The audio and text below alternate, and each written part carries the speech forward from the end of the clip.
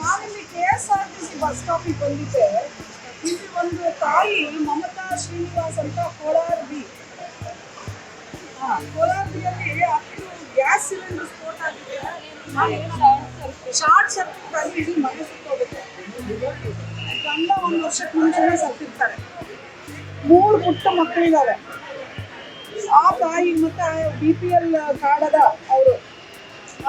ನಾನು ನಿಮಗೆ ಕಳಿಸ್ಕೊಡ್ತೀನಿ. ಏನೆಲ್ಲ ಆ ತಾಯಿಗೆ ಸರ್ಕಾರದಿಂದ ಸಹಕಾರ ಆಗುತ್ತೋ ಅದನ್ನೆಲ್ಲ ಮಾಡಿಕೊಡ್ತಾರೆ.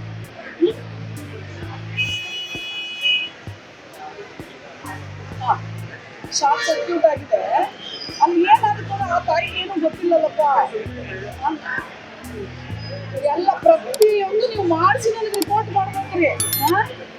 ಆಯ್ತು ನಮಸ್ಕಾರ. ಈ ನಂಬರ್ ತಗೊಳವ. ಆಮೇಲೆ ಕೊಡ್ತಾರ. ಯಾರು ಕೊಡೋದ್ರಿ? ಅಕೌಂಟ್ ಇಲ್ಲ. ಕೈಯಾಗ ಕೊಡ್ತಾರ. ನಮ್ಮ ಅಧಿಕಾರಿ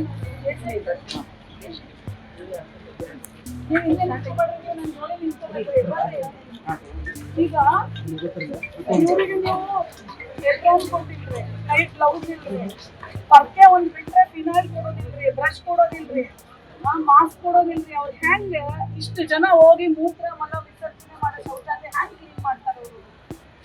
ಮತ್ತ ರೊಕ್ಕ ನೀವು ಯಾಕೆ ಅವ್ರಿಗೆ ಕೈಲಿ ಕೊಡ್ತೀವಿ?